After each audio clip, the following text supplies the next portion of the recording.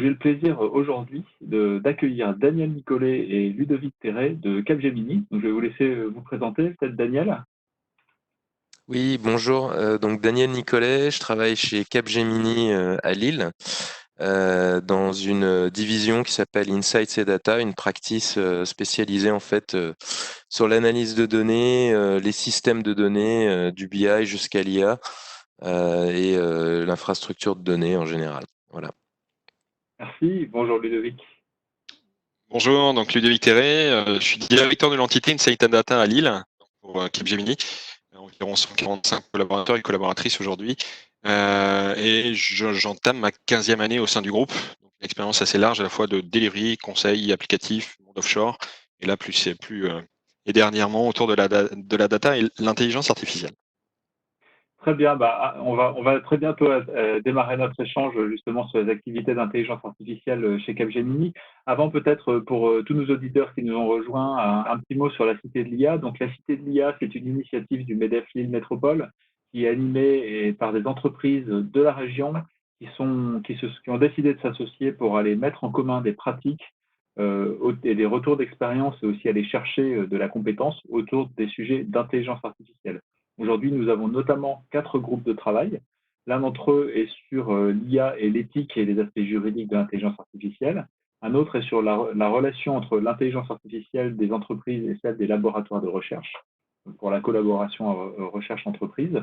On a également un groupe de travail sur l'intelligence artificielle et les PME, qui permet aux petites entreprises aussi d'accéder à ce type de technologie. Et enfin, un groupe de travail sur l'intelligence artificielle du POC jusqu'à l'industrialisation à grande échelle, et donc de partager en commun les pratiques pour réussir à déployer des projets d'intelligence artificielle, de l'idée qu'on peut s'en faire jusqu'à une acceptation large et un déploiement large dans les équipes. Et justement, on va en reparler ce matin de ce sujet-là, puisqu'il est très important pour les entreprises, évidemment. Alors, ce que je vous propose donc pour démarrer cet échange, peut-être, c'est de nous faire un petit panorama rapidement sur l'intelligence artificielle chez Capgemini. Où est-ce que vous en êtes sur le sujet? J'imagine que vous ne l'avez pas découvert hier matin. Ouais, alors aujourd'hui, le groupe Capgemini, c'est environ 270 000 collaborateurs avec le rachat récent d'Altran pendant le mois de mars qui a été confirmé. On est présent dans 50 pays et en fait, on a fait le choix de rapprocher nos entités, enfin nos compétences et savoir-faire autour de la data et l'intelligence artificielle. À l'échelle du groupe, c'est environ 25 000 collaborateurs et forcément un barycentre assez fort sur nos plaques offshore. Et j'ai envie de dire pourquoi on l'a fait, parce qu'il n'y a pas de data. En fait, il n'y a pas d'intelligence sans d'intelligence artificielle sans data. Et donc, le fait de rapprocher ces savoir-faire aujourd'hui a vraiment un impact fort et un positionnement qui nous permet d'être bout en bout en fait, ce que je dis généralement du data trust jusqu'au cas d'application sur l'intelligence artificielle. On a développé une offre qui nous positionne vraiment de bout en bout et des solutions qu'on appelle aujourd'hui Perform AI. Donc, on accompagne à la fois nos clients sur l'aspect stratégie. Voilà, j'ai les premières idées autour de l'intelligence artificielle, les premiers cas d'usage, une première phase d'exploration. Et très vite, on va rentrer dans la partie, donc, les étapes de réalisation, à la fois le build, l'aspect déploiement, le management et bien sûr la gestion de tout ça en mode operate. Donc, comment je maintiens mes applications IA et je les inscris dans la durée. Et il y a un autre volet aussi intéressant qu'on a tout d'abord déployé pour Capgemini pour monter en compétences et en connaissances sur les sujets, qui est l'AI Academy, et qui a fait ses preuves avant tout à l'interne dans nos entités. Et on a fait le choix aussi de proposer ce dispositif pour nos clients, parce que très souvent on a une demande, et assez récemment, encore la semaine dernière, j'en parlais avec un client retail du Nord, et il me disait, ben, ok, comment vous pouvez m'aider à désacraliser un petit peu l'IA au-delà du buzzword? Comment vous pouvez m'aider justement à évangéliser et puis à mettre un petit peu de relief sur réellement ce que c'est l'IA et l'application de l'IA en entreprise. Donc on accompagne beaucoup nos clients sur cette partie-là. Et après, il y a tout un, je ne vais pas rentrer dans le détail de l'organisation, mais on a fait le choix aussi d'avoir plutôt des centres d'excellence autour de l'intelligence artificielle, parce qu'on a besoin d'aller chercher à la fois des compétences techniques, mais aussi des compétences sectorielles. Je pense notamment aux data scientists ou aux gens qui ont la connaissance fonctionnelle pour amener le cas d'usage et justement pouvoir positionner de la réflexion, de l'idée de la mise en place de l'application IA jusqu'à sa mise en œuvre et son maintien en condition opérationnelle.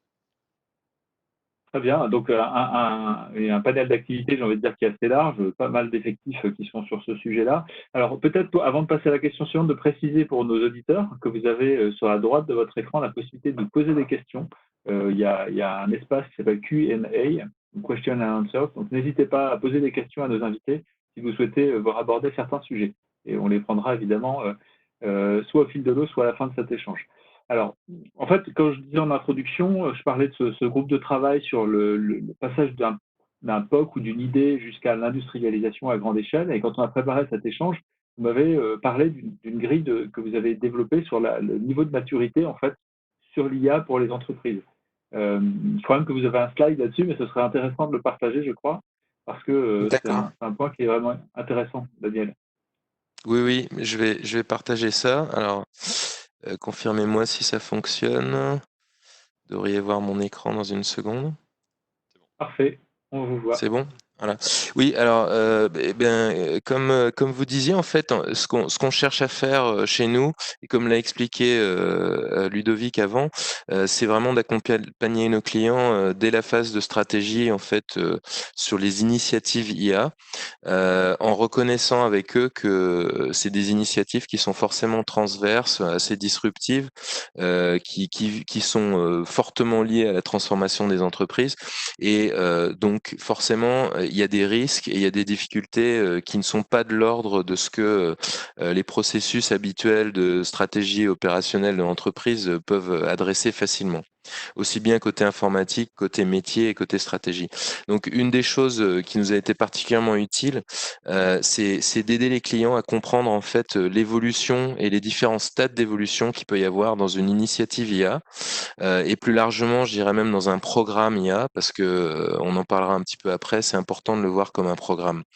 D'abord, typiquement, il y a des phases d'enthousiasme initial qui amènent beaucoup des entreprises avec lesquelles on travaille et peut-être certaines des entreprises dans lesquelles nos invités aujourd'hui travaillent, dans la curiosité en fait d'aller essayer de voir comment on peut augmenter, comment on peut transformer soit un métier, soit un processus existant et de l'optimiser, soit même de créer des nouvelles offres, de trouver des nouvelles manières de communiquer avec les consommateurs, de faire de la maintenance prédictive sur des matériels industriels. Enfin bon, j'en passe et des meilleurs.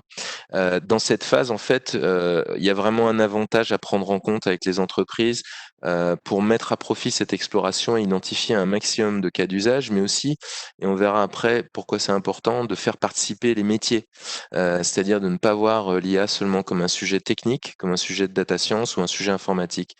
En général, cette phase, elle est suivie par un stade dans lequel beaucoup des entreprises clientes avec lesquelles on travaille se trouvent actuellement, qui est un petit peu symbolisé par le terme un peu barbare de POC, de Proof of Concept, mais c'est l'idée qu'on va aller essayer rapidement de mettre en place un modèle, un petit développement IA pour prouver un concept autour d'un cas d'usage.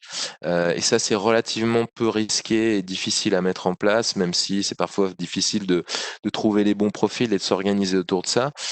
Mais ce qu'on cherche à expliquer ici, c'est que voilà, typiquement, on va pouvoir le faire, en tout cas autour des cas d'usage qu'on dirait de type optimisation, c'est-à-dire optimiser un processus métier qui existe déjà, mieux faire de la détection de fraude, mieux mener les campagnes auprès des consommateurs, etc.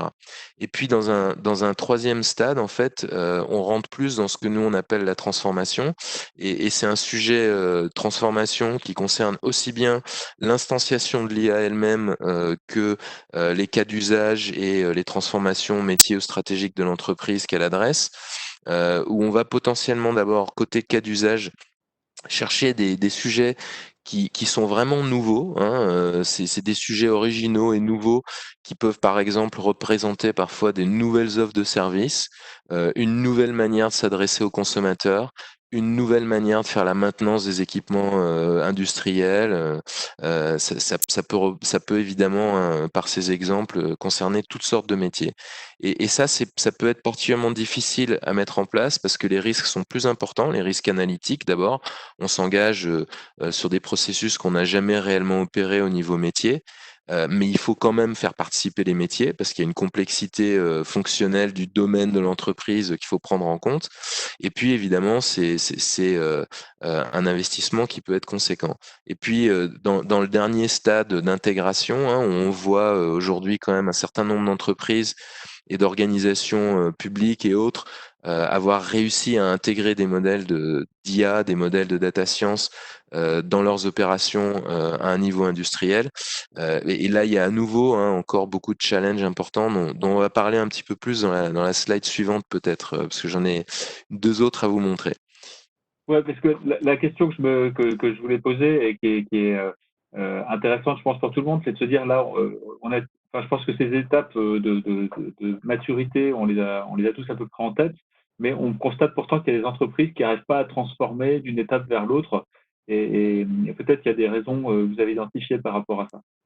Oui, parce que au premier stade, hein, comme on l'a dit, c'est assez facile de s'engager dans la data science et dans l'IA. Je parle toujours de data science pour ceux qui sont pas initiés peut-être, parce que c'est vraiment le cœur du métier de l'IA. Hein. Les data scientists sont des gens, vous l'avez peut-être déjà entendu, qui font de la statistique, de la programmation et qui parfois connaissent assez bien un domaine ou plusieurs domaines. Finance, industrie et autres, et ils doivent utiliser en fait ces trois expertises pour créer des modèles qui représentent la complexité du métier, la complexité des processus, et notamment aider, par exemple, à augmenter l'efficacité de certains métiers. Donc, dans cette deuxième slide, en fait, ce que nous on cherche à communiquer à nos clients qui sont souvent en exploration initiale, c'est l'idée que, en fait, pour passer, pour aller mettre un projet de data science, un projet d'IA en production, c'est pas forcément extrêmement long. Hein, on peut instancier un POC, puis industrialiser un modèle et le voir utilisé sur un processus relativement simple en production, c'est-à-dire avec, par exemple, un métier de la vente qui va avoir des suggestions de prix pour ses clients plus précises et plus optimisées. En 6 mois, c'est réalisable. Mais à long terme, en fait, pour pouvoir généraliser ça et l'étendre à plus de domaines, et puis surtout maintenir aussi ces infrastructures, c'est beaucoup plus complexe. Et donc, on aime bien rappeler aux clients qu'aujourd'hui, alors, j'ai pas cité ici les sources, mais il y a pas mal de recherches que vous pourrez trouver en ligne. On estime qu'il y a à peu près 85% des programmes, en fait, IA qui ne survivent pas à un stade que nous on appelle la vallée de la mort de l'IA. Et ce stade, en fait, ce qu'il représente, hein, c'est vraiment de la stratégie ici, c'est conceptuel, mais c'est assez important parce il y a des vrais challenges derrière. C'est un stade où on cherche à aller, par exemple, du POC à l'industrialisation, et on va se rendre compte d'une part, qu'on n'a pas pris en compte toute la complexité des processus métiers. Et donc, on peut mettre, par exemple, devant des utilisateurs de l'entreprise ou devant des consommateurs, des modèles IA qui font pas complètement sens, qui sont pas forcément acceptés et auxquels ils adhèrent pas, ou qui même ne remplissent pas leur objectif de création de valeur sur l'optimisation d'un process, par exemple. Souvent, c'est aussi parce que on n'a pas pris en compte le fait qu'il faut itérer et essayer beaucoup de choses différentes. C'est-à-dire que quand l'entreprise s'engage dans l'IA, il ne faut pas oublier qu'elle s'engage dans un processus où elle va créer des produits. Et si on parle de l'informatique qui va forcément être impliquée en fin de phase, sur la phase d'industrialisation, l'informatique de la plupart des entreprises dans les décennies qui se sont passées, elle est orientée service, elle prend des produits d'éditeurs, elle met en place des infrastructures et puis elle offre des services aux employés de l'entreprise, voire à des consommateurs, à des partenaires, etc. Là, il ne s'agit pas seulement d'offrir des services autour de produits existants, c'est vraiment, on devient éditeur soi-même quelque part, éditeur logiciel, parce qu'on sort un produit qui est unique et qu'il faut maintenir. Et donc, l'itération dans le domaine du développement logiciel, c'est très important pour ça, parce que ça permet d'éliminer rapidement des travaux qui ne se trouvent pas être probants. C'est la méthode agile, c'est des choses de ce style-là, mais ça s'applique aussi à la partie métier en fait de ces projets IA. C'est-à-dire vraiment instruire et vérifier que les cas d'usage sont pertinents tout au long du travail. Et puis, comme je le disais, tout ce qui est déploiement à l'échelle, mise en production et maintenance en fait d'un système IA en production, faut pas oublier que ça va aussi demander de la maintenance.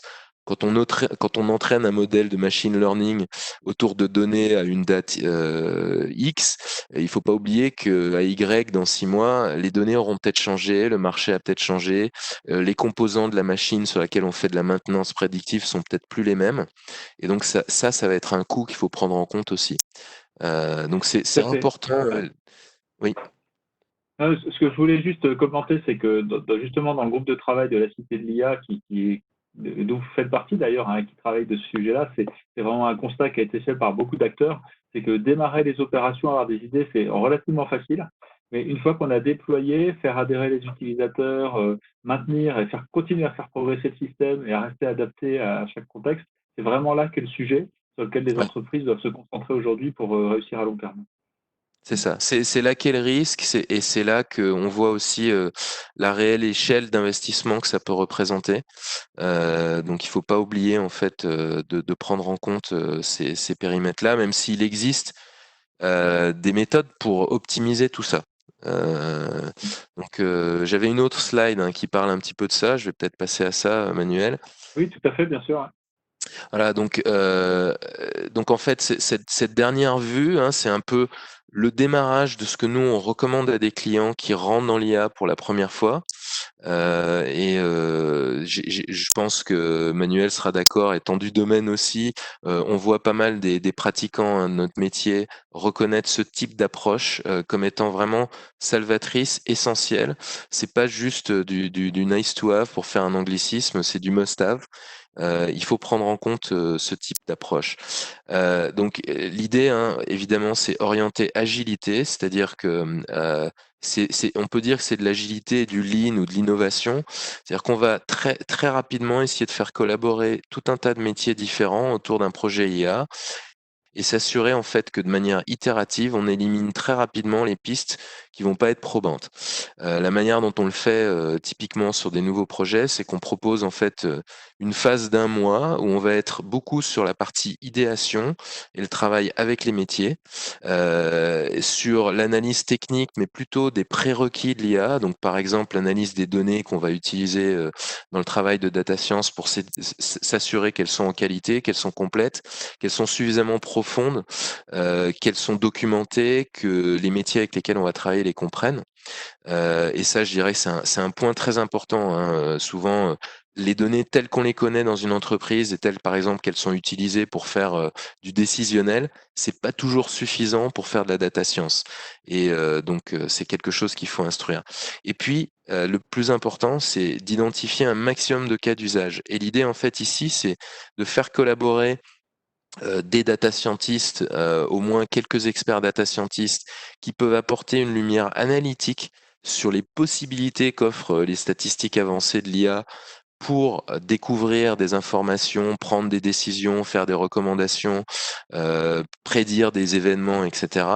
Avec des métiers qui connaissent à fond leur métier. Alors, dans le retail, par exemple, ça va être avec les gens qui sont responsables du parcours client, des campagnes.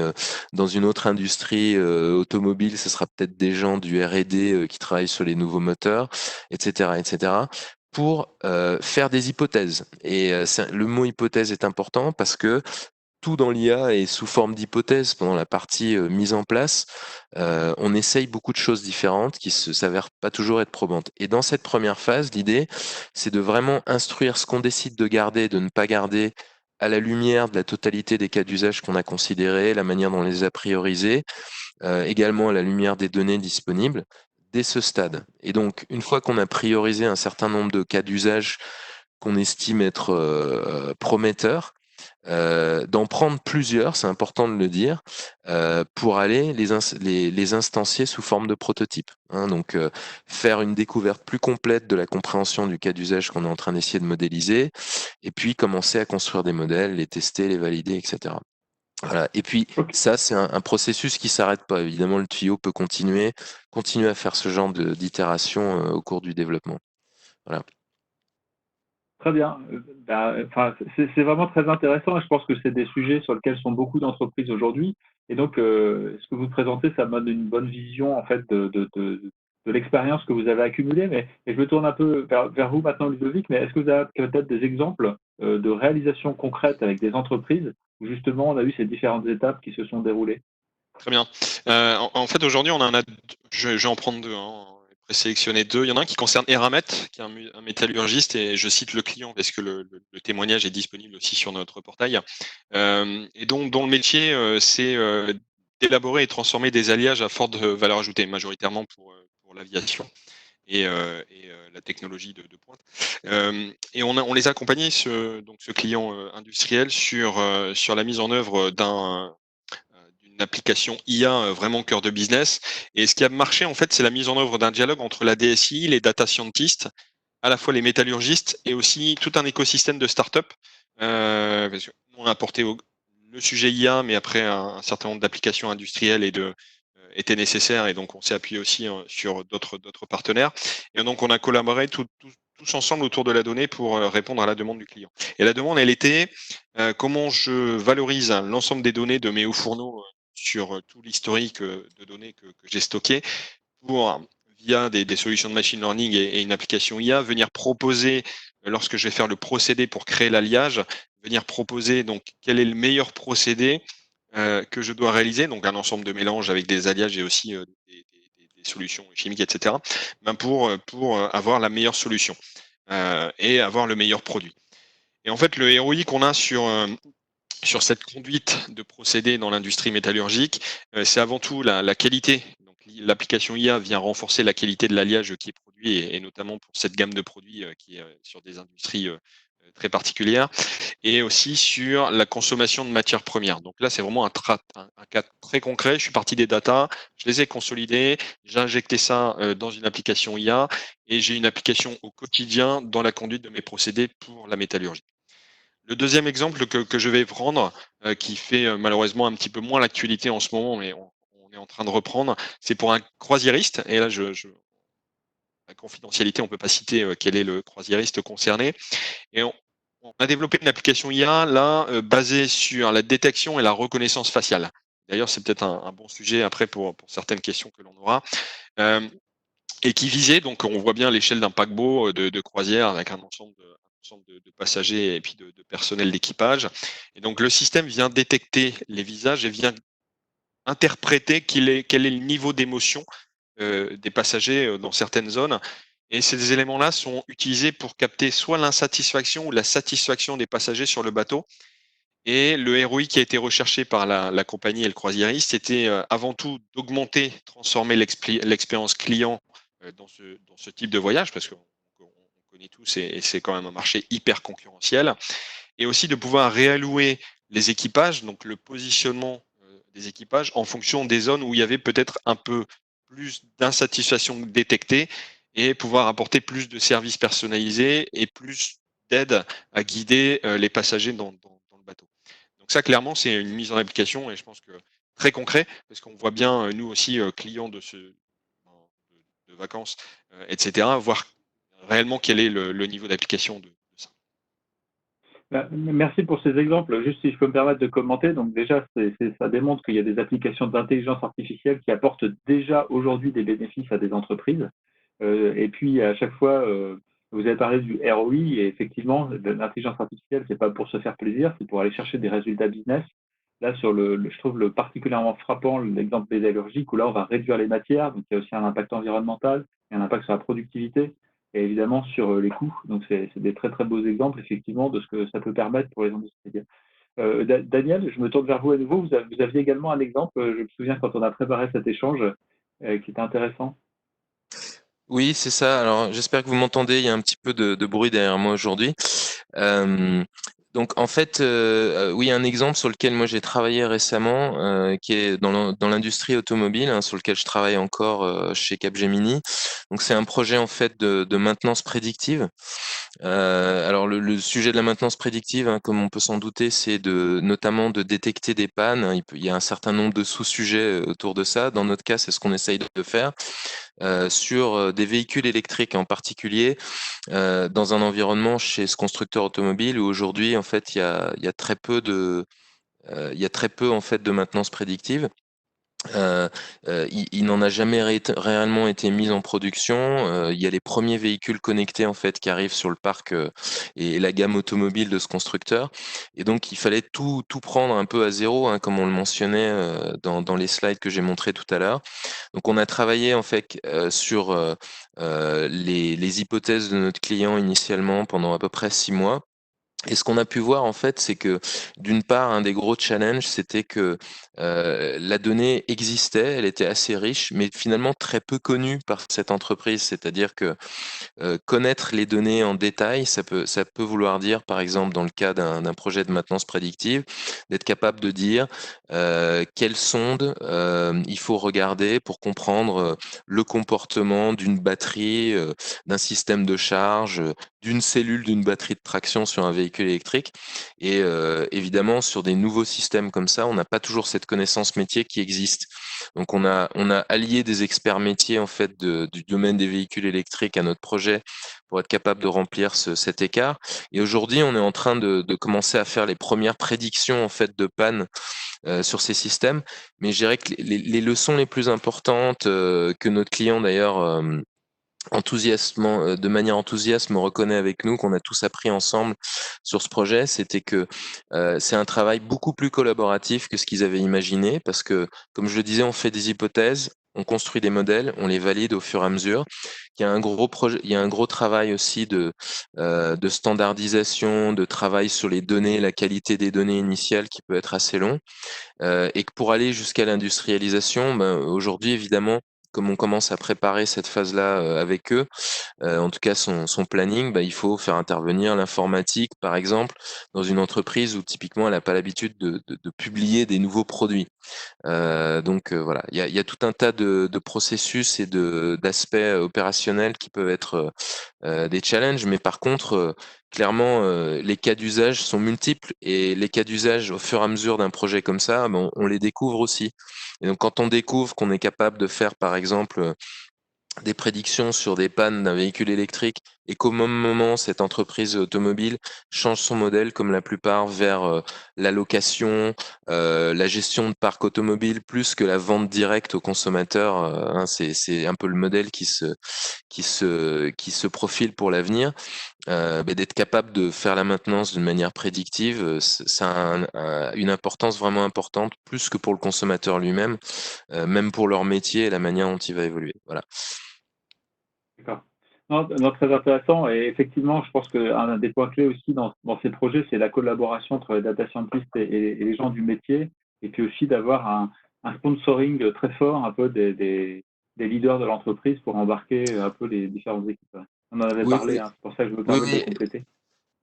Oui, oui, ça c'est important. D'ailleurs, je peux peut-être donner un deuxième exemple qui concerne un petit peu cet Bien aspect-là. sûr. Donc moi, j'ai travaillé il y a quelques années chez d'une grosse entreprise mondiale du sportswear, où j'ai piloté de nombreux projets, enfin en gros un programme d'IA assez important, dont une partie en fait du périmètre IA chez cette entreprise, c'était de modéliser le parcours client et d'optimiser les campagnes. Et c'était assez intéressant parce que moi j'ai commencé ma carrière dans le online média il y a des années.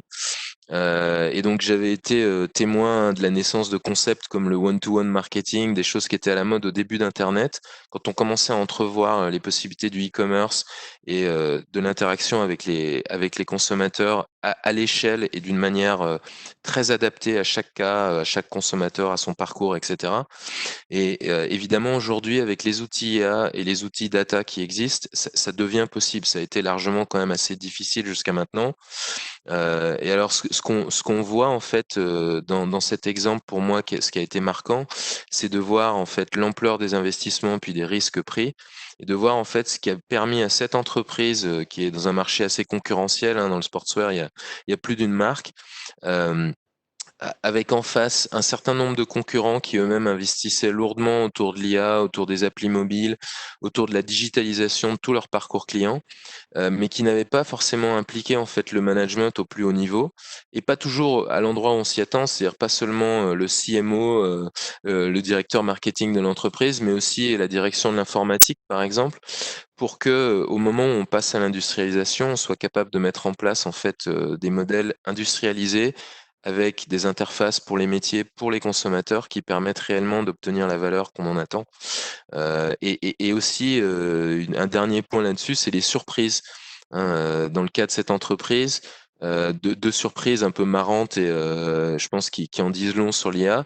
D'une part, c'était une entreprise qui voyait son consommateur depuis très longtemps et avec finalement pas mal de succès marketing, hein, parce que c'est une marque qui est connue, comme l'athlète, hein, donc voilà, le vrai sportif très engagé, qui fait beaucoup de sport, etc.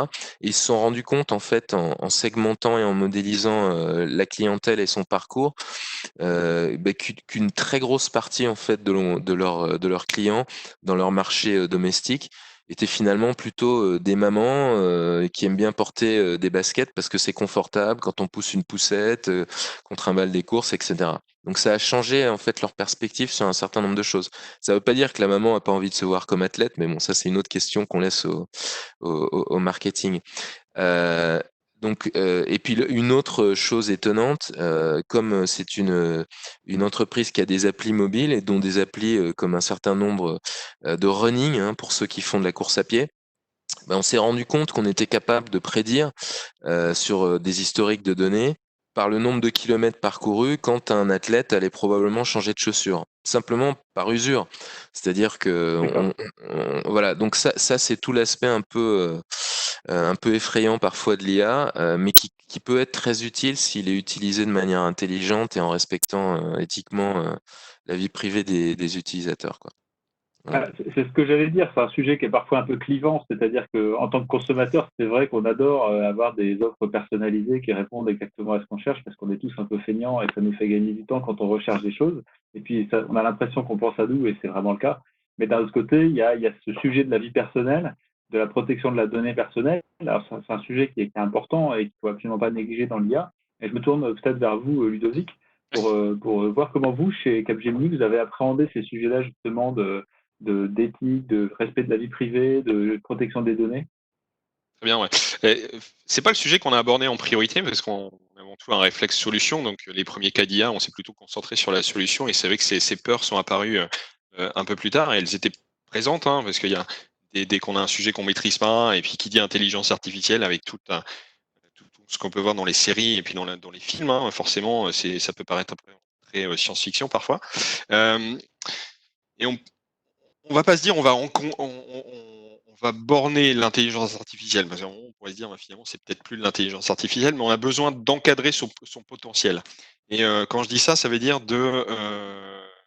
à la fois si on le fait pas, finalement, une mauvaise application de l'IA pour une entreprise, ben, directement ça peut impacter sa réputation et aussi forcément son chiffre d'affaires.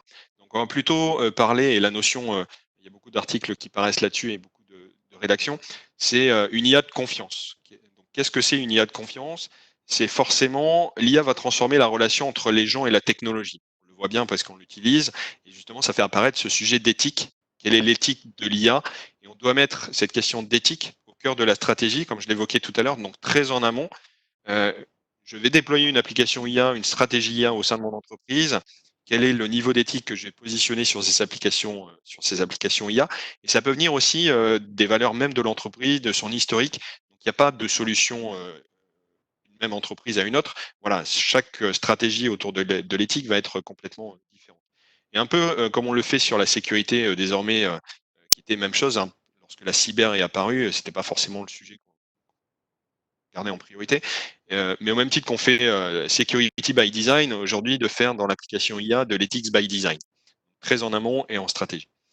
On a des études récentes qui démontrent sur un panel représentatif qu'environ 51% des dirigeants considèrent qu'il est important de veiller à ce que les systèmes d'intelligence artificielle soient éthiques et transparents. Je reviendrai après sur ce sujet de transparence. Et quand on se met à la place des consommateurs, en fait, environ 60 à 62% des consommateurs feraient davantage confiance à une entreprise dont l'utilisation des systèmes et des applications IA sont considérées éthiques. Et on va se dire, ok, c'est quoi une intelligence artificielle éthique? Il y a quelques mots-clés. À la fois, c'est de la transparence, que ce soit auditable, simple à expliquer et à interpréter, et bien entendu, que ce soit équitable. Prenons l'exemple d'une intelligence artificielle, et on voit beaucoup ces cas d'application apparaître. sur la sélection de candidats, de profils de recrutement, je connecte un système d'intelligence artificielle, comment je peux m'assurer que la sélection ou la proposition d'un candidat a été réalisée de manière éthique et sans influence discriminatoire. Voilà, là, il y a un vrai sujet d'éthique autour de ça. Et on a une recommandation autour de, sur cette approche d'IA et d'éthique, IA de confiance. On a 3 volets. Donc, si je suis CXO, le premier besoin que je vais avoir, c'est de poser les bases solides en déployant une stratégie et un code de conduite pour avoir une intelligence artificielle et des cas d'application éthiques au sein de mon organisation. Le deuxième point, ça va être plutôt pour les équipes qui sont en contact avec les utilisateurs, les clients, les employés en fonction des cas d'usage, tels que les RH, comme l'exemple que je viens de donner, ou le marketing sur des utilisations commerciales, comme Daniel vient de l'évoquer. Et on a besoin de garantir que l'utilisation de ces applications IA soit réellement éthique. Donc à un moment, ça va envoyer des résultats et j'utilise correctement ces résultats pour avoir vraiment des cas concrets. Et je vais aussi avoir besoin d'accompagner les utilisateurs pour aller chercher de la confiance, les accompagner sur la compréhension et un petit peu de pédagogie autour de cette application IA. L'actualité aussi nous démontre, il y a beaucoup de systèmes, on parle beaucoup d'intelligence artificielle, parfois c'est un petit peu galvaudé, et ça génère même une crise de confiance. Vous pouvez dire, tiens, on est en train de, espérons-le, là, d'aboutir sur cette crise, et finalement, l'IA ne nous a pas apporté de solution. Donc ça va générer un peu plus de méfiance, un peu plus de doute sur les capacités de ces systèmes. Et le troisième sujet, pour justement le troisième volet pour une IA de confiance, c'est surtout pour les équipes data et les équipes IT. Il faut que les systèmes d'IA qui sont bâtis soient transparents, c'est-à-dire qu'on arrive à comprendre l'architecture, où est-ce que sont utilisées les données, enfin stockées, utilisées, etc., comment les données sont interprétées. Il faut que ce soit compréhensible, parce qu'il y a un moment, s'il y a un doute sur ce système d'intelligence artificielle, il faut qu'on ait la capacité à l'auditer, à vérifier où est-ce que ça a coincé. Et tous ces éléments vont faire qu'on va soit augmenter la confiance des utilisateurs, et à l'inverse, si on ne le fait pas, forcément, on va installer un doute de confiance vis-à-vis des utilisateurs et des consommateurs par rapport à ces applications d'intelligence artificielle. Donc, 2 mots-clés, l'IA doit être éthique et un sujet autour de l'IA de confiance. Tout à fait. Et merci d'ailleurs pour ces précisions. Je pense que c'est un thème qui est tellement important qu'effectivement, on a jugé utile à la Cité de l'IA de créer un groupe de travail sur ce sujet-là, justement, qui a pour objectif de donner quelques bonnes pratiques, des checklists aussi pour les entreprises qui veulent déployer de l'intelligence artificielle pour vérifier qu'elles sont à la fois dans une démarche d'éthique, mais aussi qu'elles ne vont pas créer quelque chose de contre-productif d'un point de vue juridique ou d'un point de vue ressenti des utilisateurs ou des clients. On arrive vers la fin de notre échange. Alors, je rappelle aux auditeurs, vous pouvez nous poser des questions. Il y a un espace qui est réservé à cet espace, à droite, ce qui nous permet, pendant que les questions arrivent, d'aller sur une dernière question, qui serait, on a dit au début de cet entretien que la donnée est un point essentiel pour la mise en place d'une démarche d'IA à grande échelle.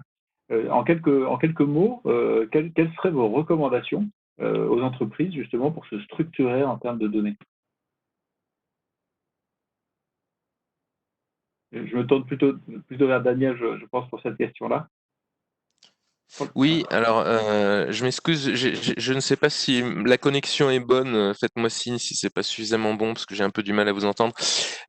Donc en fait, oui, alors je pense que la recommandation numéro 1 pour moi, ça reste en fait quand même, enfin, je dirais les 2 recommandations importantes, de ne pas oublier que c'est évidemment important d'aller expérimenter avec l'IA. Je veux pas me faire forcément vendeur systématique de ma boutique, mais je vois au jour le jour, et les entreprises ne le partagent pas toujours, la valeur que peut apporter l'IA, parce qu'évidemment les entreprises positionnent en fait ces poursuites comme un vecteur compétitif, hein, pour se différencier, pour créer de la valeur, des nouveaux produits, des nouvelles offres, plus de marge, etc.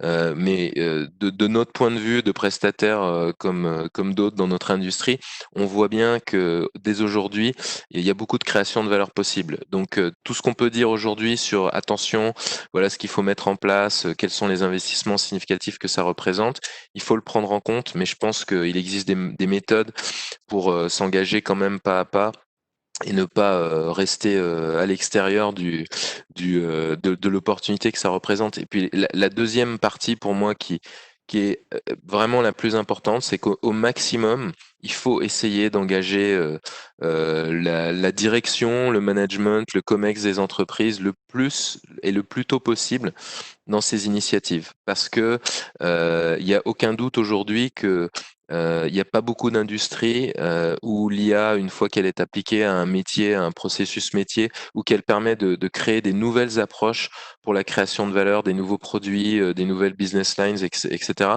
ne va pas représenter quelque chose de vraiment profondément transformationnel, quoi. Donc il y a des risques, il y a des budgets, mais il faut que ce soit coordonné en partie avec la gouvernance des entreprises. Voilà. Ouais. Je rejoins tout à fait ce côté transformationnel de l'intelligence artificielle et de la nécessité pour le leadership de l'entreprise de s'engager sur des réponses claires auprès de ses collaborateurs sur ce que ça va leur apporter, au-delà des chiffres économiques. Mais il ne faut pas oublier que l'IA apporte aussi de la qualité de travail pour les collaborateurs et que ça améliore très sensiblement l'expérience utilisateur des clients, enfin, pardon, pas clients, mais utilisateurs de ces solutions-là. Et puis clients également, d'ailleurs, quand on est dans le B2C. On a une question qui est arrivée, donc, que je vous pose, Daniel. Est-ce qu'il est nécessaire d'avoir une compétence IA en interne pour réussir un projet d'intelligence artificielle à long terme en entreprise? J'ai mal entendu de mon côté. Est-ce que Ouais, en fait, Alors, la question, c'est est-ce que on a besoin d'avoir les compétences en interne pour réussir un projet d'IA? est-ce qu'il faut avoir les compétences data science, par exemple, c'est ça? oui, oui, Oui. tout à fait, ouais. Oui, oui. Alors moi je pense pas forcément. C'est une très bonne question. Nous on le voit, on est capable d'aider nos clients initialement à faire des choses de l'extérieur en apportant la compétence informatique autour des données et autour de la data science et autour de l'IA en général de l'extérieur. Je pense que ça peut être une très bonne manière de débuter. Je pense que ça a pas mal d'avantages parce que en fait ça permet d'utiliser ce que nous on apprend. C'est un peu un argument classique de consultant, mais je pense que ça a vraiment une valeur réelle ici. Ce que nous on apprend à travers l'implémentation de l'IA dans différents secteurs, dans différentes entreprises, et le mettre à contribution pour établir les bonnes pratiques dès le départ. Ça c'est une chose. Et deuxièmement, je pense que en effet, il faut pas oublier qu'à terme, il est possible, dans un certain nombre de cas, que ce qui fasse le plus sens, c'est d'instancier des équipes internes qui sont capables de développer des modèles, d'avoir un certain nombre de data scientists à l'intérieur de l'entreprise. Mais c'est aussi quelque chose qui peut être adressé au cours de premiers projets d'exploration pour voir ce qui fait sens. À terme, on voit bien chez les plus gros acteurs du secteur en tant qu'entreprise utilisatrice, il y a parfois une vraie volonté. On prend l'exemple en France d'AXA, par exemple, qui a embauché des milliers de personnes sur la data. De mettre en place des gros programmes de développement d'IA qui incluent des informaticiens, des data scientists, des spécialistes métiers, etc. Et avec un certain succès, en tout cas jusqu'ici, comme on peut le voir, quoi. Voilà. Bon, merci pour cette réponse. Alors juste, my two cents, comme on dit, effectivement, ce qu'il faut pas oublier, c'est que les data scientists, leur métier, c'est pas de répondre à des questions des utilisateurs et de les accompagner dans l'usage. Donc, il faut pas oublier qu'un projet de déploiement et de transformation d'une entreprise, ça nécessite une myriade de compétences, dont les data scientists sont un des éléments, mais loin d'être le seul. Eh bien, merci Daniel, merci encore Ludovic pour Merci. cet échange très intéressant sur l'industrialisation de l'intelligence artificielle. Je vais maintenant passer la parole à Hélène qui va nous rappeler quelques actions qui sont en cours au niveau de la Cité de l'IA pour l'accompagnement des entreprises. Merci Manuel. Alors effectivement, merci à nos deux intervenants, c'est extrêmement clair et pragmatique. Juste un petit mot effectivement en conclusion pour dire qu'on va relancer au niveau de la Cité de l'IA les sessions de sensibilisation. On avait imaginé effectivement en début d'année, mais qui ont dû être stoppées avec le confinement. Donc, je vous rappelle que ces sessions de sensibilisation sont animées par le cabinet Delaware. Elles durent 4 heures et elles permettent finalement de sensibiliser les entreprises, un COMEX, des salariés. Enfin, vraiment, c'est ouvert à tous les publics autour de l'IA à travers des cas d'usage, la démystification de certains mots-clés qu'on entend souvent, mais finalement qui sont pas toujours faciles à appréhender. Voilà, donc vous allez recevoir tous prochainement les dates qui vont vous être proposées. À retenir peut-être la première date qui sera encore en visio, puisque on est quand même encore précautionneux, qui sera le 9 juillet Et par contre, là, on propose un format de 3 heures, puisque 4 heures en visio, ça peut être un petit peu long. Voilà, donc j'invite tous ceux qui sont intéressés à revenir vers nous. Et je répète, donc la prochaine date, c'est le 9 juillet. Chez nous, à la Cité de l'IA, c'est Soéla Robati qui gère ce dossier. Donc n'hésitez pas à la contacter et toutes les informations sont sur notre site iahdf.org. Voilà, merci beaucoup.